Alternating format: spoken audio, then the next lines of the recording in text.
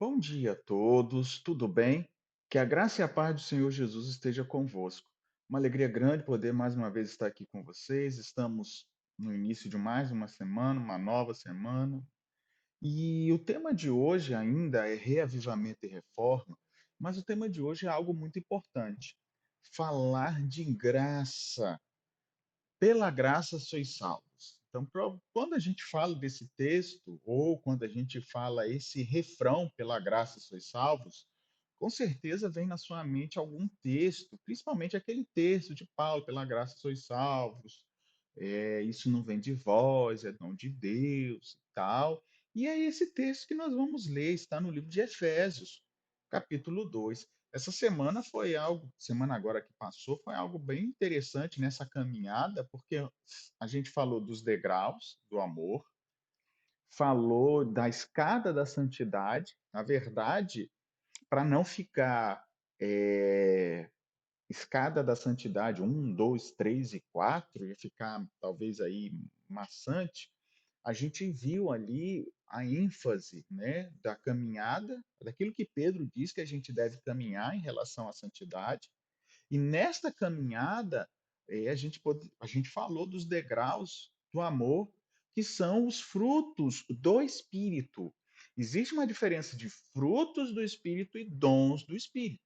Nós vamos falar em algum momento sobre dons de Espírito, porque quando a gente fala de reavivamento e reforma, a gente precisa fazer tudo na nossa vida. Muitas vezes a pessoa acha que reavivamento e reforma é apenas fazer, não, eu vou fazer uma reforma de saúde.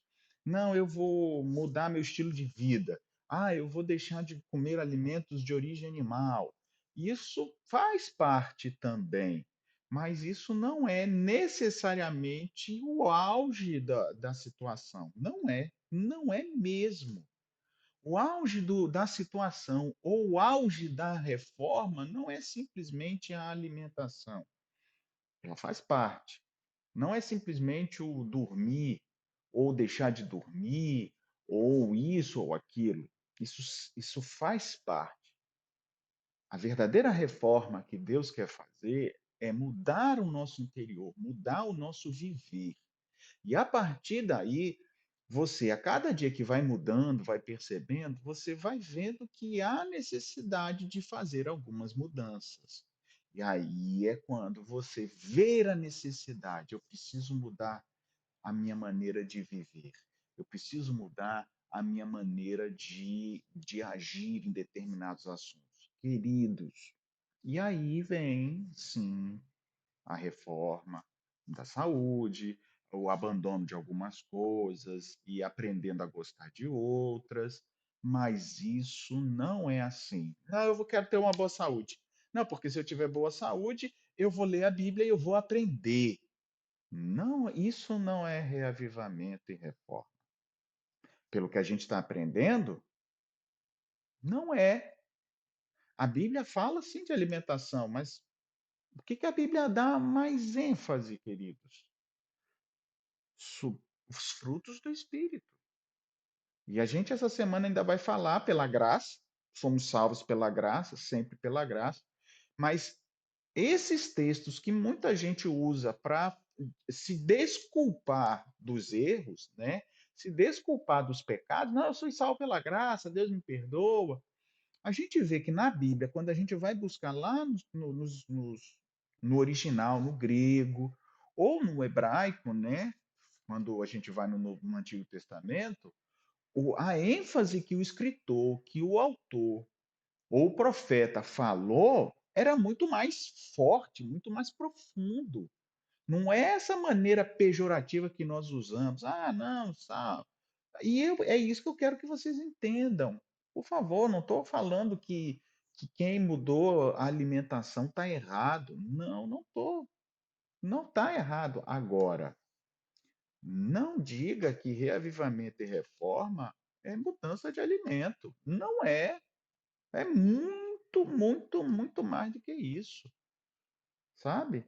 E a cada dia que passa é isso. Então, para você mudar a sua alimentação, para você mudar a sua maneira de viver, você tem que primeiro permitir Deus mudar a sua mente. Mudar a sua mente.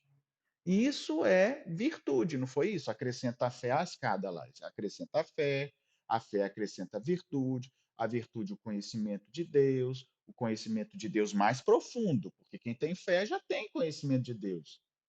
Aí você vai subindo, perseverança, né? Então, assim, sabe? Então, quando você começa a conhecer mais a Deus, quando você começa a mudar essa virtude, essa mudança interior, e aí você vai mudando as suas ações, você vai mudando a sua maneira de falar, né, que são as ações, a maneira de agir, os atos externos, aí vem, sabe? Vem a necessidade. Preciso mudar isso. Eu estou comendo isso está me fazendo mal, eu preciso mudar. Quando você começa a deixar o Espírito Santo trabalhar, eu preciso mudar. Senhor, me ajuda. Eu não gosto disso. Eu não queria comer isso, mas eu tenho que mudar a minha alimentação. Eu tenho que mudar isso. Eu tenho que deixar isso que eu gosto muito. Sabe? Quando você começa a entender isso, aí a reforma faz sentido. Aí o você mudar a alimentação faz sentido, porque você deseja. E esse desejo, quem colocou no seu coração foi o Senhor, porque ele muda o seu pensamento. Depois de mudar o seu pensamento, ele muda o seu sentimento e muda as suas ações. Não é simplesmente o pastor falou que quem não for não vai para o céu, ou que alguém, né? Ah, que come isso não vai para o céu. Como se fosse assim, come isso, vai para o céu. Não é. Mas aí a pessoa com medo, eu tenho que parar. Eu tenho que parar, porque senão eu não vou para o céu. Aí a pessoa aí entra num outro coisa que não é bem coisa, né? Entra num outro sentimento que não é a reforma. Reforma, reavivamento precisam estar juntos. Sem reavivamento não há reforma. Sem reforma não há reavivamento. Só que começa com todo o respeito, reavivamento primeiro. O reavivamento vem, o Senhor vem. Ah, não, você tem que deixar sua mente limpa para o Senhor agir, porque se a sua mente não está limpa, o Senhor nunca vai agir na sua vida. Então, ninguém foi salvo pela graça. Então, o povo de Israel deveria continuar como escravos, porque só depois recebeu a lei. Só depois. Pensando nisso, nessa entrada, porque somos salvos pela graça, pela misericórdia de Deus. Deus nos salvou nos nossos pecados. Deus nos salvou nos nossos erros. Por isso, o reavivamento vem primeiro. Não é reforma. Não é reforma. Reforma, quem fala reforma primeiro é apenas para pregar santidade. Eu estou lendo a semana inteira, vocês assistiram, semana passada. Em que momento eu fico falando de santidade, santidade, santidade, santidade, santidade? Isso é uma consequência natural daqueles que andam com o Senhor. Não há necessidade de falar. Você só dá ênfase, você só fala quando tem algo não fazendo, quando não está fazendo alguma coisa. Aí você fala. Mas quando você já faz, não precisa falar. Você já faz. Feche seus olhos, vamos orar ao Senhor. Pai, nós vamos ler hoje Efésios capítulo 2. Durante essa semana, sábado, nós falamos sobre a armadura de Deus. Durante a semana passada, falamos sobre os degraus da santidade, do amor. Nos ajude a entender que somos salvos pela graça. E que longe de entender que é apenas uma desculpa para os nossos pecados. Não é. Nos ajude a agradecer a Ti essa misericórdia. Em nome de Jesus. Amém. Queridos, quando você lê Efésios capítulo 2, você vê algumas coisas, tá? Dos versos, eu quero ler, não vou ler todos, né? Mas os versos de 1 a 10. A nossa ênfase vai ser dos versos 8, 9 e 10, que é o contexto de pela graça sois salvos, isso não vem de vós, é dom de Deus, não é de obras para que ninguém se glorie, pois somos feitura dele. criados em Cristo Jesus para as boas obras, nos quais Deus de antemão preparou para que andássemos nela. Esse é o texto, essa é a ênfase. Mas para chegar a esse texto, Paulo fala algumas coisas. De fato, dos versos 8, 9 e 10, eu separei quatro palavras assim que vale a pena a gente se destacar. A própria palavra graça, a palavra salvos, tá? Salvo. Então, graça, salvo. Essa palavra feitura dele, né? Feitura.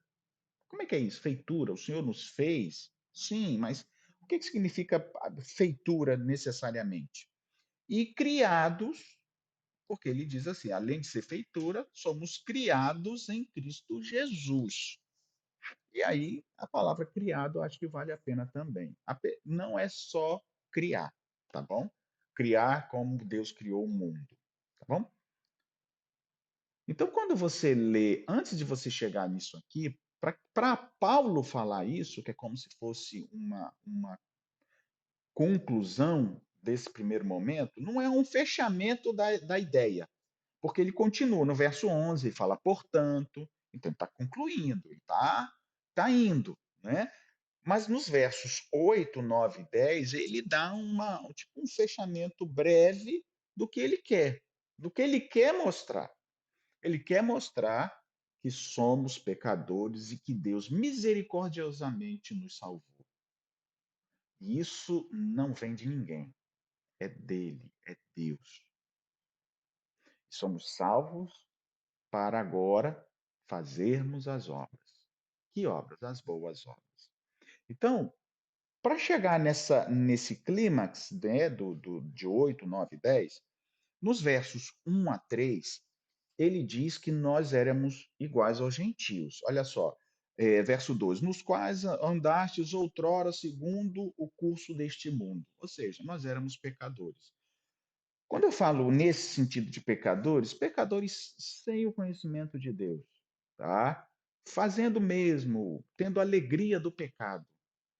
Hoje, como servo de Deus, a gente não pode ter alegria pelo pecado, queridos. A gente pode até cair, mas a gente precisa sentir tristeza. E eu já disse aqui, se você não sente tristeza, ore a Deus, coloque. Quantas vezes eu já orei a Deus, Senhor, eu não tenho tristeza. Como é que eu vou pedir perdão se eu não tenho nem tristeza? Eu vou orar mecanicamente? Mas eu orava. Eu dobrava meus joelhos e falava, Senhor, eu não sinto vontade de pedir perdão. Não sinto. Eu sei que eu tenho que pedir. Só quando eu peço perdão que o Senhor me perdoa. Querido, se a gente não pedir perdão, Deus não perdoa. E esse pedir perdão não é me perdoa aí, né, Senhor? Poxa, não é possível. Senhor, por favor. E aí você confessa o seu pecado. Fale o que você fez.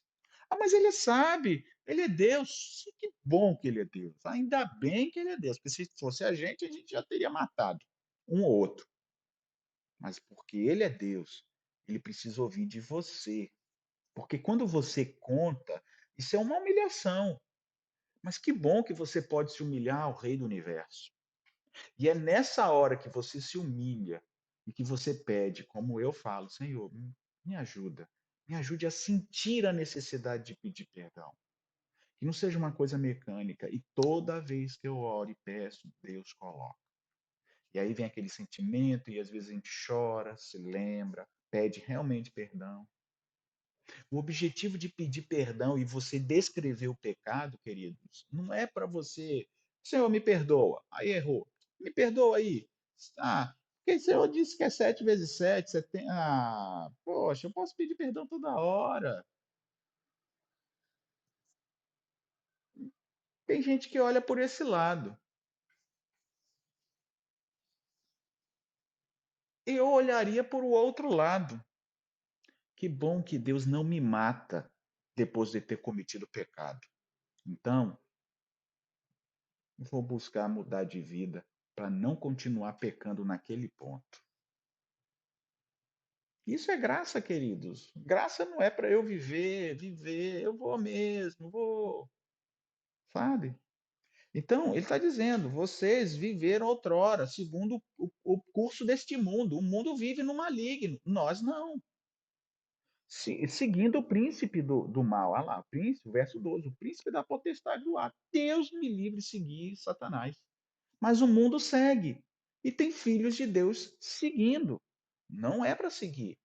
E aí ele continua no verso 4 a 7. Aí Deus não, né? Paulo, ele fala o seguinte: que o Senhor nos resgatou. Nos versos 1, 2 e 3, nós estávamos no mundo, nós fazíamos as coisas do mundo. Nos versos 4, 5 e 6 e 7, já não somos mais do mundo.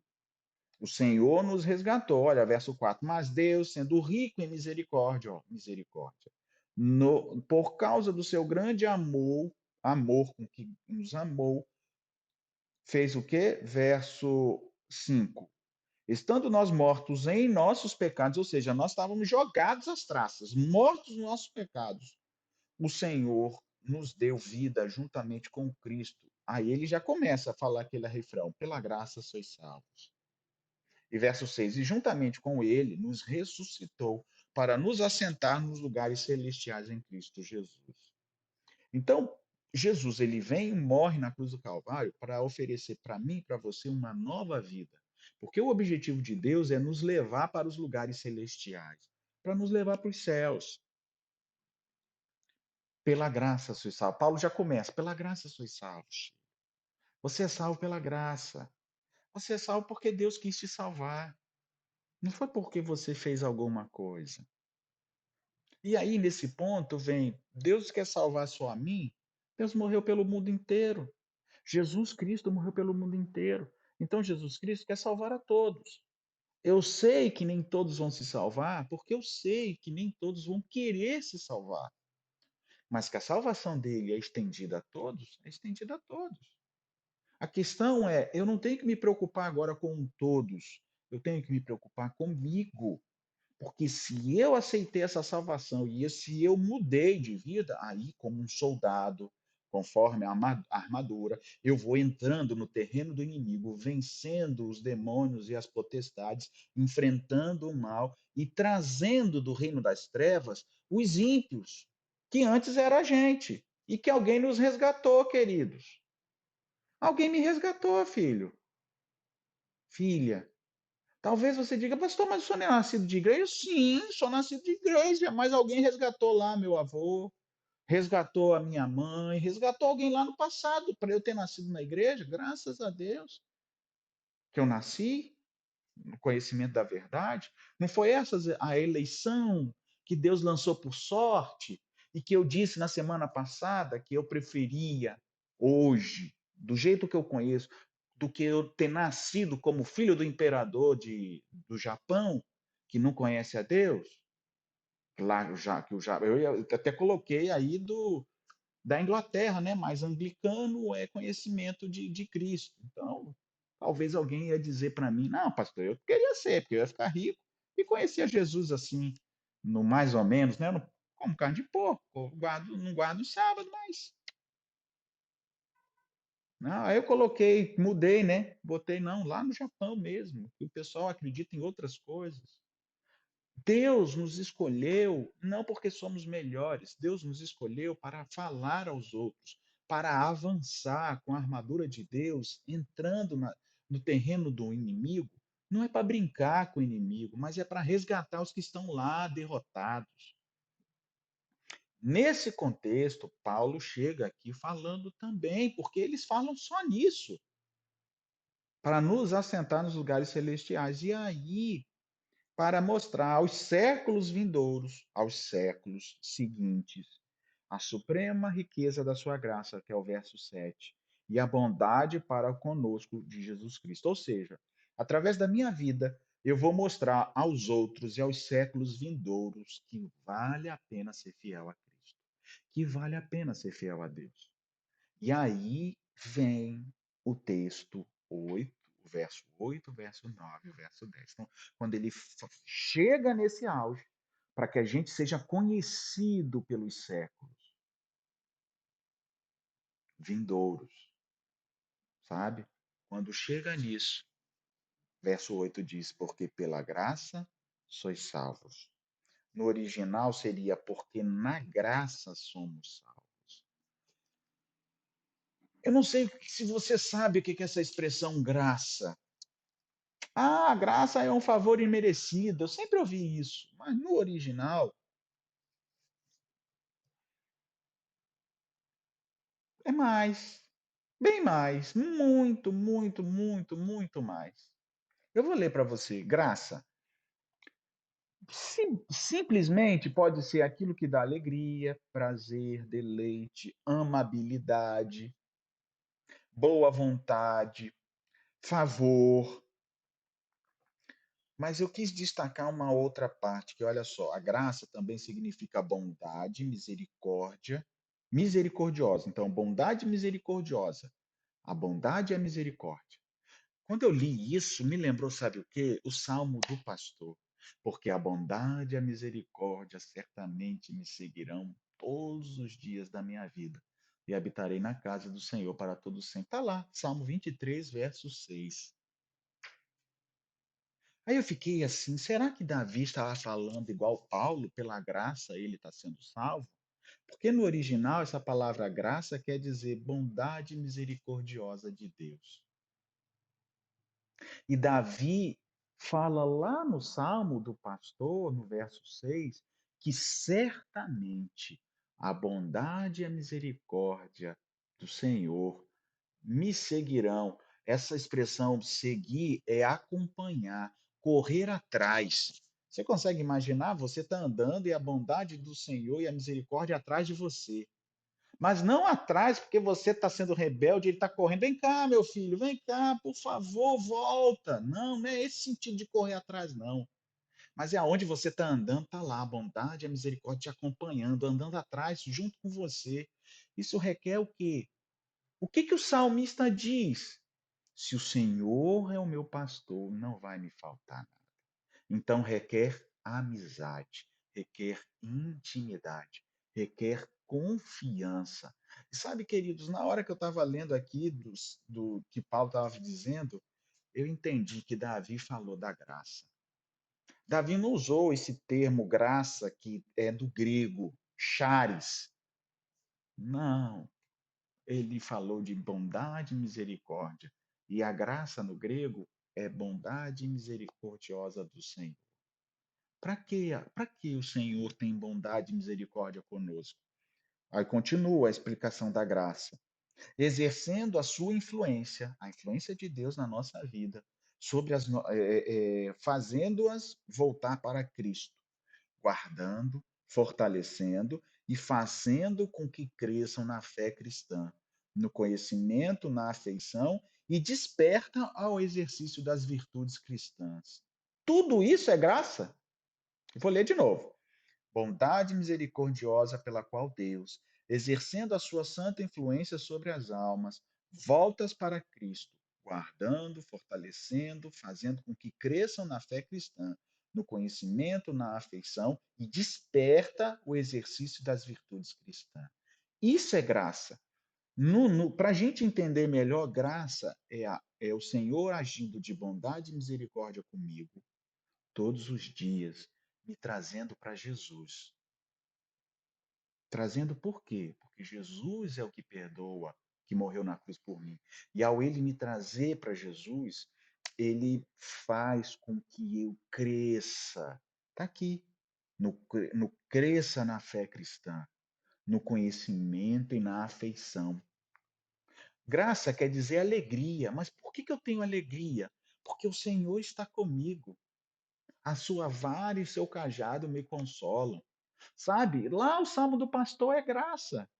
E aqui Paulo está dizendo que a misericórdia do Senhor vai estar comigo, a graça do Senhor vai estar me acompanhando, o Senhor vai estar cuidando de mim, vai estar me trazendo para Cristo todos os dias. E isso é graça, queridos. E eu te pergunto, quem merece nessa terra isso?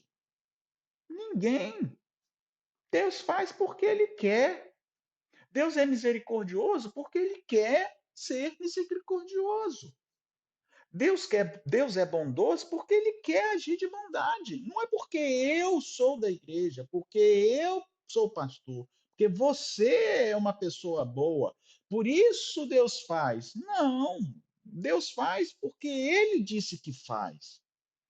Porque antes de sermos quem somos hoje na igreja ou na fé cristã, nós éramos do pecado. Paulo está dizendo, nós vivíamos como os ímpios, seguindo o príncipe deste mundo.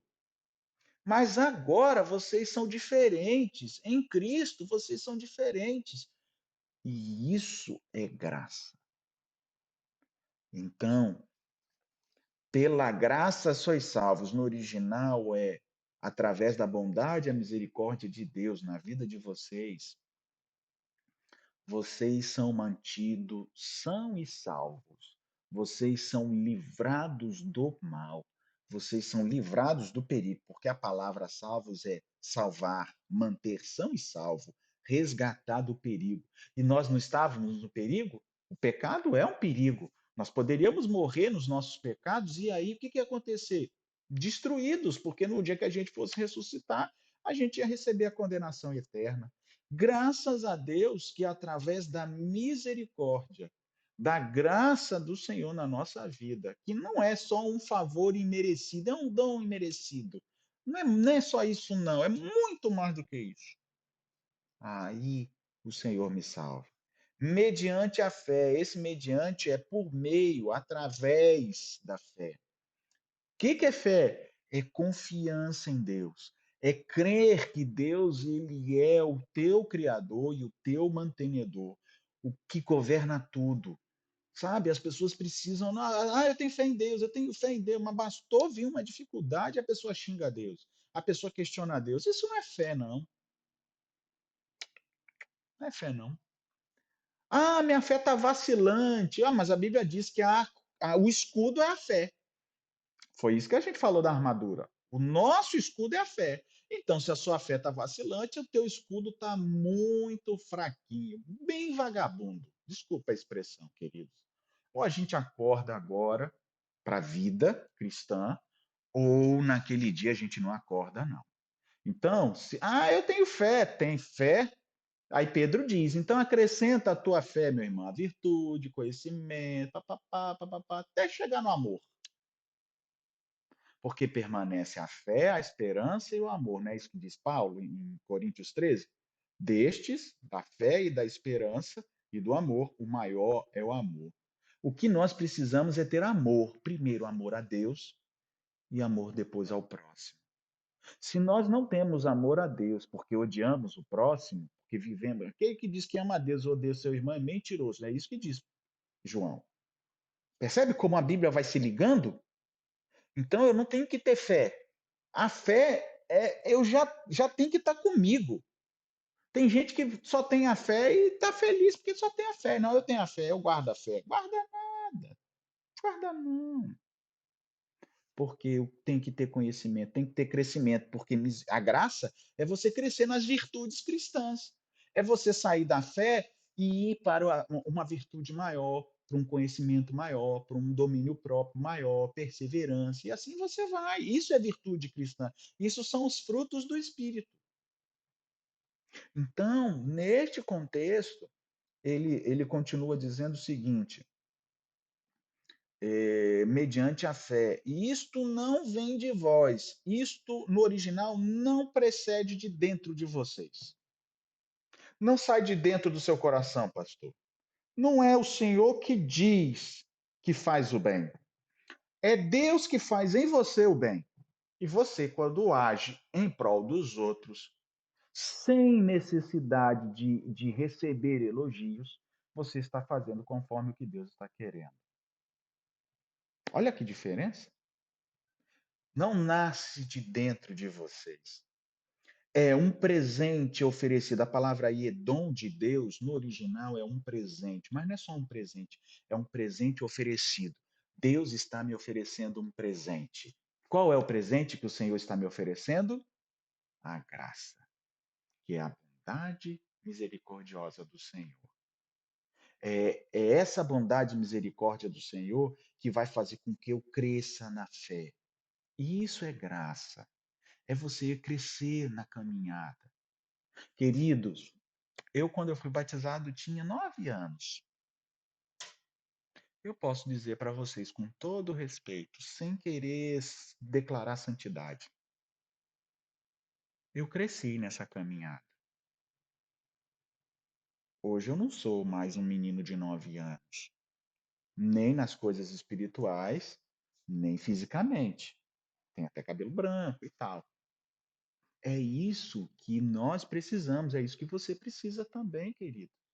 Tenho lutas? Tenho, pode ter certeza. Quando eu tinha 9 anos, eu nem imaginava as coisas que eu já passei. Hoje eu tenho 41.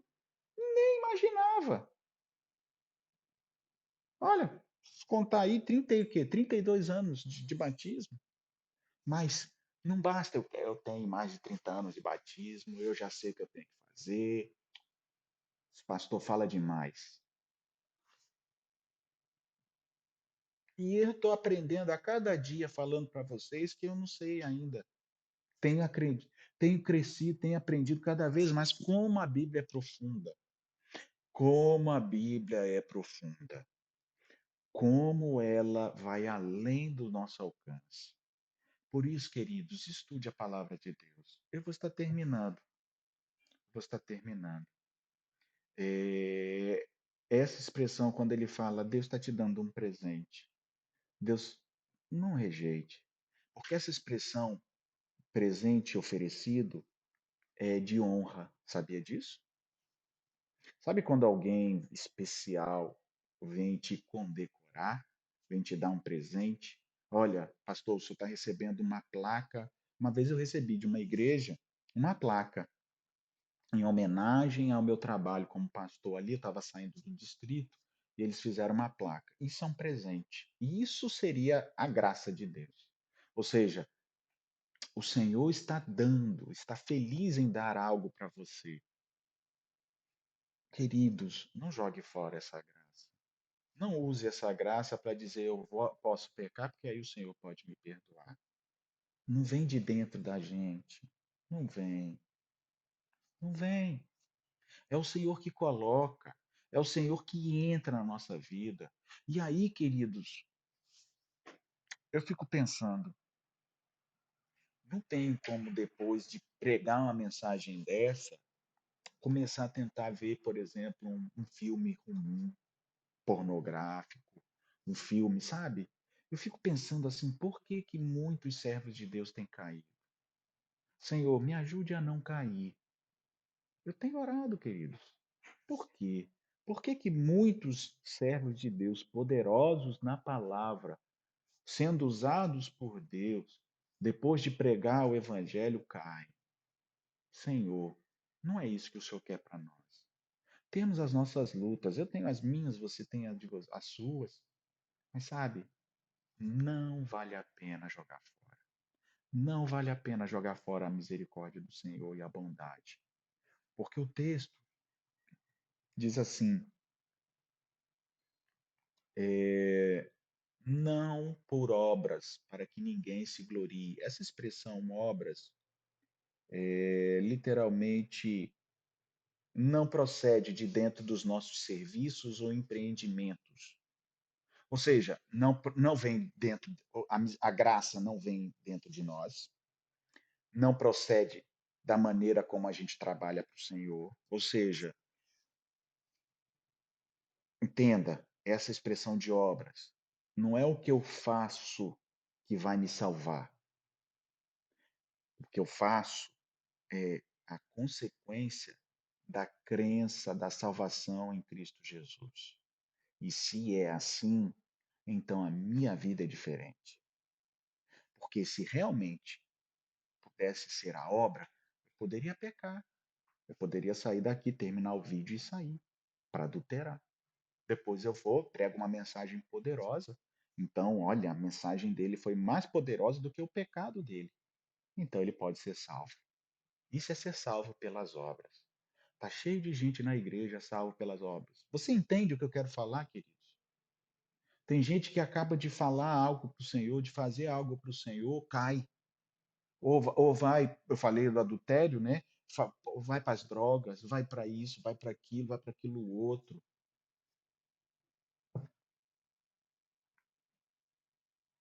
Isso não é das obras, isso é da graça, isso vem de Deus. Se vem de Deus, você não pode estar no pecado. Você tem que sair do pecado. Você pode cair, verdade. Eu caio, outros caem, mas você não permanece prostrado. Porque o seu objetivo, quando você se levanta, não é ficar caído. Você lembra que você está numa guerra? Se você estiver no chão, você vai ser acertado. E a vitória, conforme a luta romana, lá da armadura de Deus, em Efésios 6, é aquele que coloca a mão no pescoço do adversário e bota ele no chão. Então, se você já está no chão, está derrotado. Então, eu quero que vocês entendam que não basta eu fazer a obra do Senhor e sair para pecar, mas eu tenho que lutar com o Senhor, para o Senhor mudar o meu coração, para eu não pecar, para eu não continuar no pecado. Há pecado para a vida e há pecado para a morte. Eu tenho um vídeo aí, procure no meu canal, você vai ver. Que pecado é esse para a vida, pecado para a morte? Está lá. Então, queridos, por favor, não sei se eu tenho conseguido explicar para vocês, mas isso não vem. Essa expressão feitura de Deus é aquilo que foi feito. Nós somos, no original, é uma obra. Ó, eu e você somos obras de Deus. Obra. É.